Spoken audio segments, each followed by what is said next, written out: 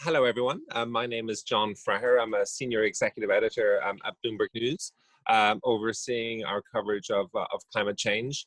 With me today is Lord Nicholas Stern.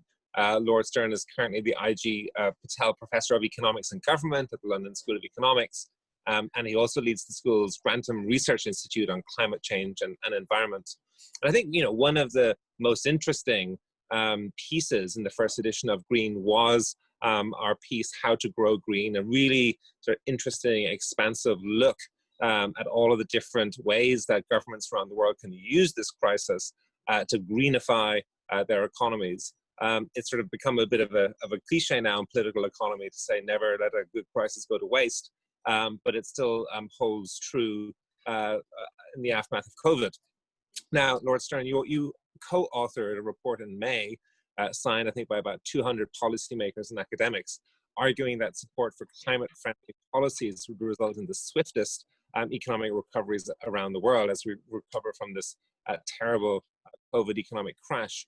2 months on from that, what evidence do you see around the world that policymakers are taking that on board? Yeah, thanks very much, John. That was a piece in the Oxford Review of Economic Policy with co-authors Cameron Hepburn, Joe Stiglitz, and Brian Callan, Dimitri Zengelis. And we asked policymakers around the world about their views on what constituted a strong recovery, what constituted a sustainable, green, climate-friendly recovery.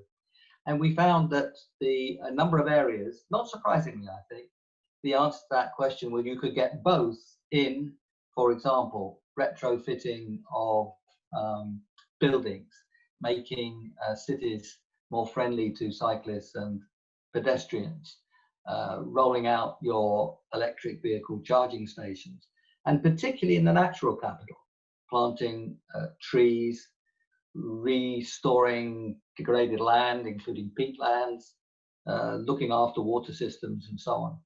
And they had in common not only that they were generating employment and being good to the environment, but that they were fast as well as labor intensive and had strong economic multipliers. So the sustainable story is actually the strong recovery story. And it was remarkable how strongly that was recognized by policymakers around the world. And so looking at the concrete green stimulus plans that we're now starting to see, we've heard from Germany, France, the UK. Joe Biden, at the end of last week, came out with some of his climate proposals. Which ones do you see as the most promising, as the boldest plans to date? Obviously, we're just at the beginning of this stimulus process. Yeah. Which ones to you look particularly interesting and particularly exciting? Well, let me turn to that, but it is interesting that they felt that this was the moment to do it, that they felt they'd got the political space to do it. And if you look at the opinion polls, that is what people want. They want to build back better. They recognize that the old system was very dangerous. And further, they recognize that actually you can make change quickly, because that's one of the things that we've learned from the COVID crisis. So before you sort of go into details of packages, I think it's very important to recognize that the political leaders felt not only they had the space to do it, but also in some sense, they had the political pressure to do it. Now, you've got the green recovery in Europe, which looks really very strong and buttressed by actions in governments. I think this is the first time that Angela Merkel has really been able to tell the German car makers that this is the route we're going, that this is not a moment to rekindle your diesels. This is a moment to push very hard for electric vehicles. The bailout in Air France from the French government was contingent on them pushing very hard to find net zero aviation. Of course, we can find net zero aviation. You have to do that. I think if you look at the package that Rishi Sunak brought in the UK a couple of weeks ago, there was 3 billion for retrofitting buildings. And that's a very important part, making the buildings more efficient. And he also flagged that there'll be more coming for natural capital, working on land and forests and so on. So I think you've seen in Europe quite a strong response. And of course, the United States is its own structure, but you do see, of course, different parts of the United States moving in different directions. And big parts of the United States, of course, are committed to a green growth future and to a green recovery. But I think at best you can say the centre is somewhat confused. And then, this is British understatement, John. of course, we'll get back to that in a moment. And of course, there's Asia as well. I mean, China, over the last 10 years has tried to position itself as something of a climate warrior. Of course, they've been very big, very strong on solar over the last 10, 15 years ago. But we haven't heard that much from them, at least to date, on green stimulus coming out of this crisis. Is that a surprise to you? Is that a disappointment? It's a worry. I think that I've been interacting a lot with my Chinese colleagues. I've been working on and in China for 30 years or so, and I'm in close contact with my friends at Tsinghua University, Energy Foundation China, and so on. And there are a lot of people in China pushing very hard for green recovery, pointing out the things we were just discussing, that a lot of the story that from the sustainability list of programs and projects is fast, labor intensive, with strong multipliers. And they see the huge cost reductions in renewables for power, and they see tremendous opportunities in electric vehicles and electrified mobility all the way around. So there's that group of people pushing very strongly. But there's an opposition. The opposition of vested interests in coal, some regions that are very heavily vested in coal, who are pushing back. You've got grid structures which are biased in China against renewables. Still, somewhat bizarrely, they give priority for coal-fired electricity. It makes very little sense, but it's actually a kind of protection mechanism. So we think of vested interests and lobby groups when we discuss the political economy of rich countries. That's there in China too. And that politics is playing its way through. I think we'll learn more as we see the outlines of the 14th five-year plan, 2021-2025. They're going to emerge the latter part of this year. So I think in China, there's a very intense discussion going on. I think there are many people, also quite senior people, who see the real opportunities in the new model of growth, that it's exciting, it's innovative, it's much more attractive, cities where you can move and breathe, ecosystems which are robust and fruitful. They see it and they push it, but we don't yet know which way it's going to fall because the vested interests are quite strong the other way. China, of course, is always a very, very difficult country to read, very difficult to read its politics. For people watching here, you're clearly, in close contact with colleagues in China. You're obviously a deep expert on this matter. Are there particular policy areas, policy initiatives we should be looking out for to give us a sign of where the pendulum will sort of settle when it comes to the China climate debate? I think it's the future of coal. China's coal came more or less to a plateau around 2014. And in optimistic mode, we thought it might have a plateau and then tip on downwards. But it's been a plateau that's bounced around, sometimes up, sometimes down. Last year or two, it's been a slight upward tick. And I think it's the plans for coal that are going to be the critical test of whether China is really going to push very strongly. If we see coal start to turn down during this plan, we could see China's emissions peak during this plan. That means between 2021 and 2025. China declared in Paris, in the Paris Agreement of 2015, COP21, that it would peak emissions by 2030. If China says we'll peak emissions during this planned period, that would mean they're peaking them by 2025. And that would be the most important signal. And it would mean coal turning down pretty quickly. As I say, it's plateaued, but what we need to see is that to turn down. And it would be greatly in China's self-interest to do exactly that. Well, we'll keep an eye on that. Turning back to the US, you mentioned earlier that it's interesting in Europe, political leaders felt like they had the cover, they had the broad social support to come out with these ambitious green stimulus plans. Obviously, the US is in a very different sort of part of the debate trajectory, so to speak. Where do you feel the US is on that? Can you imagine a future in which the US gets to the point where Europe is now, or should our ambitions or hopes for green stimulus in the US be much more restrained than that? Well, for those of us who are not from the United States, but who love the United States, one of the things we love is how varied it is. So there are lots of bits of the United States, and many of its firms are pushing very strongly in a green direction. Even some of its power companies pushing very strongly. You know, things like Duke are pushing in a green direction. California is strong. Much of New England is strong. Many of the firms, as I said, a lot of the data-oriented firms pushing very strongly. The second optimistic part of the US story is the extraordinary creativity. I mean, the electric vehicle was given new life, and very powerful new life, in large measure by Tesla.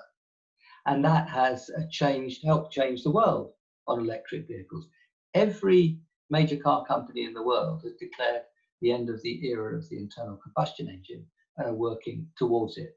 Different dates, different ways, but Tesla was very important in that. A tremendous amount of the story of the green growth and sustainable growth, with all the opportunities that it carries, is around digital management of systems, of power systems, so that you get a much better, more flexible matching of supply and demand, that you can manage your variable renewables more subtly and efficiently.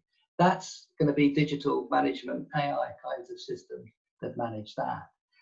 Our cities are complicated systems, and we need to get them much more cycle-oriented, pedestrian-oriented, more attractive to autonomous vehicles, and so on. That will be digital management story. Much of land use as well that applies to. So what you've got then is a country with enormous technical prowess in many of the key technologies that matter. And I think that that will be a very powerful driving force as well. And of course, you've got a country with coming now already with the United States, a great deal of unemployment. So are you going to try to get people back to work in the jobs of the 19th and 20th century, insecure jobs, jobs that if their assets are stranded, so too will the jobs? Or are you going to look for the jobs of the 21st century? And I think when push comes to shove, the United States will be looking forward, not looking backwards. That does, of course, depend quite a bit, not totally, but quite a bit on what happens in the elections just a few months away. Can you imagine, though, a future in which, you know, we see the Europeans are doing this now? Can you imagine a future in which the argument for green stimulus is so compelling that the next Republican candidate, whoever that might be, whether that's in 4 years' time or whatever, well, definitely in 4 years' time, that even the Republican Party, leadership of the Republican Party will embrace it? Is that an inconceivable thought? Yes, I think that is perfectly feasible. And one thing that we do know is that the Republican candidate for the presidency 4 years from now will not be Donald Trump. You have a constitution. So what would that Republican think? I think the evidence in 4 years' time will be even more compelling than the evidence is now, which is pretty compelling now, that the alternative method of growing, the sustainable method of growing, is much more attractive. You know, the costs of renewable power are going on down. The cost of storage is going on down. In India, the most recent auction had round-the-clock solar. That's solar plus storage, outcompeting all the fossil fuels without subsidy, without carbon tax. That's just going to go on going. And actually, a lot of the story and the creativity will come from the United States. So I think 4 years from now, the campaign will be set in a context where it's just much more efficient, much more attractive to do it clean. And so my guess is that it will be an issue which may not divide the parties. I mean, if you look back over the years, it's very rare that climate has divided the parties in the United States presidential election. And I think that 4 years from now, the evidence will be so powerful that this is a statement of hope, but I think with some justified optimism that the evidence will have changed so dramatically that with a bit of luck, that Republican candidate would see it.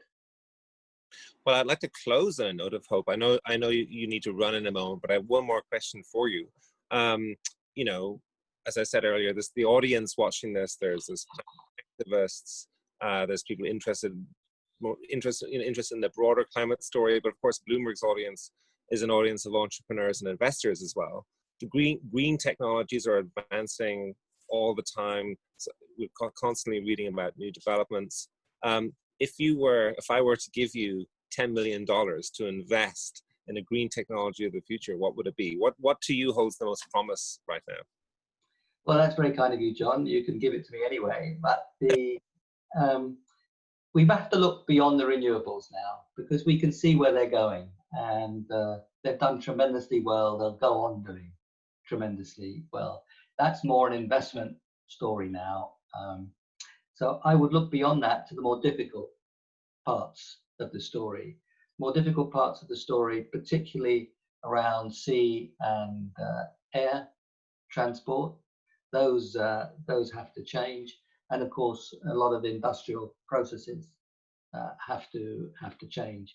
And there, I think hydrogen and ammonia are going to be important in certainly in sea travel and industrial processes. Heating homes, also hydrogen likely to be important.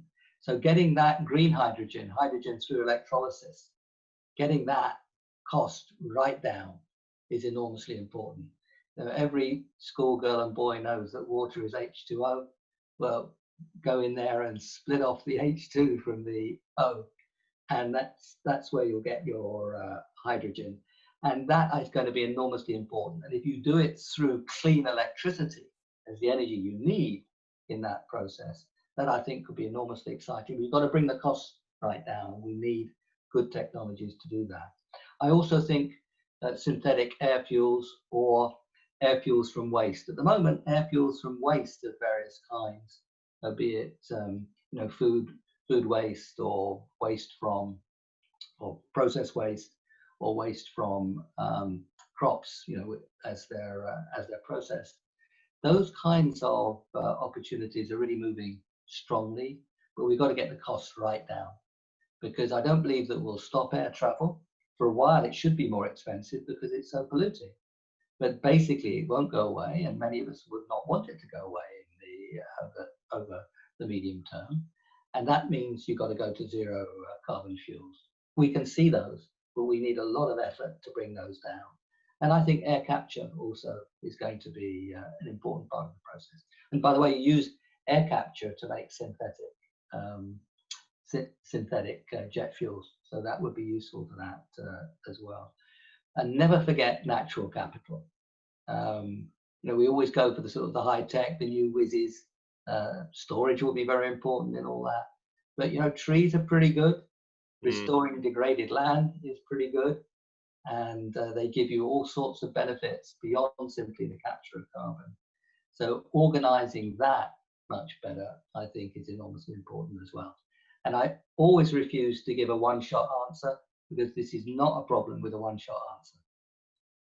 Well, maybe we should be offering you $100 million to invest rather than just 10, because there's so many ideas there. But Lord Stern, thank you so much for joining us today. Thank you very much. Pleasure. Nice to talk to you, John.